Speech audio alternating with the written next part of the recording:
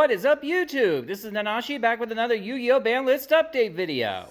Now, if you happen to watch the Vice Shorts Banlist video I released not too long ago, you should be aware that I am on a bit of a card game hiatus as far as playing. I've been feeling exceptionally burnt out over the state of the game for a while, both gameplay-wise and financially, and as much as I wish it did, the new Banlist hasn't really changed anything for me. I mean, sure, it changed the game pretty significantly and even hit a few of my decks, but I'm not sure if I'm ready to jump back into the fray just yet. But either way, I can still talk about the ban list in all its splendor. Now, 4 cards were completely banned. First is Moon of the Closed Heaven. This card was a bridge piece that led pretty much any deck into the Fiendsmith engine, and many of us were hoping for its ban, so this is a pleasant surprise. Next is Splash Mage. Malice made good use of this piece, and despite the prior hits, they are still doing very well for themselves. Next is King of the Feral Imps. Mitsurugi has become a splashable engine thanks to this card as a bridge piece, and while it definitely hurts my aliens, it is a necessary hit. Maybe they'll errata it someday to require reptiles and let it come back. And finally is number 67, Paradise Smasher. Literally no one is surprised by this one. K9 VSOL was abusing this card and it made games one-sidedly unplayable. 12 cards have been moved up and down to 1 per deck. First is Ext Ryzeal. Now Ryzeal is still a very playable deck even with all the prior hits, so they are really trying to slow it down still. Next is Malice P. Dormouse. Same as Ryzeal, the playability of the deck is still stellar, so they're trying to hit it in whatever way they can without outright killing it. Next is Vanquish Soul Raisin.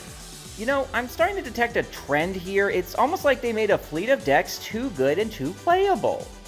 Next is Fiendsmith Lacrima.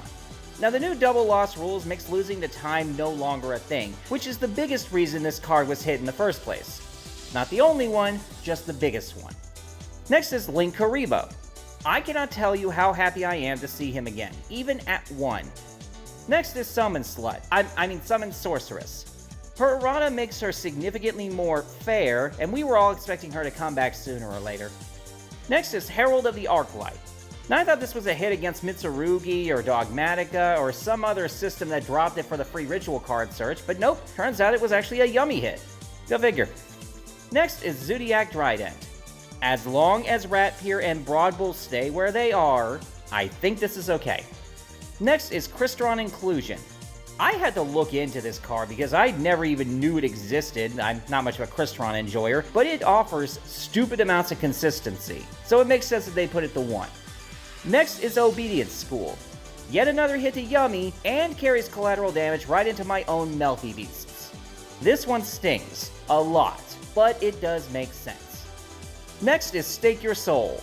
Once again, VSOL is stupid good right now, and it needs a few balancing measures. Finally is Solemn Judgment. I had to think about this one for a minute because it didn't make a lot of sense, but then it occurred to me. The double loss rule change made it so that losing the time doesn't matter. This card immediately became better. Now, only 1 card has been semi-limited to 2, and it's Branded Fusion. The upcoming support wave through the Chronicle decks made this kinda obvious, no one's really surprised. And 9 cards have been completely unlimited to 3. First is Glowable. The errata makes this card a borderline non-issue, makes perfect sense. Masterpiece of True Draco Slaying King. No sir, I don't like it. But this new support wave makes this one kind of obvious too. Next is Morphing Jar. They've been letting the jars come back one by one for the sake of the new flip support for a while, so this isn't really surprising. Next is Phantom Sky Blaster. I played this card a long time ago, and it getting limited seriously hurt my Dark Deck performance, but now I get to have my board building fun again. Next is Snake Eye Ash and Snake Eye Poplar.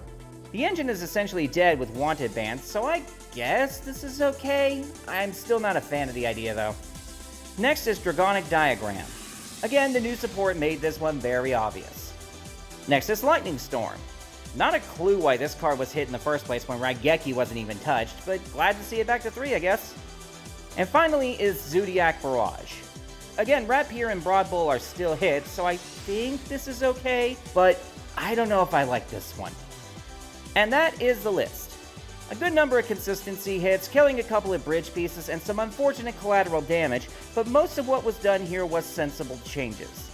I'm not sure if I'm ready to come back to the game yet, as I still have some personal and financial hang-ups to deal with first, but this at least gives me some wiggle room to try new things if I ever feel the need to pick up my decks again.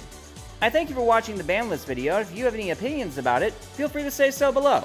In the meantime, this is Nanashi, signing out.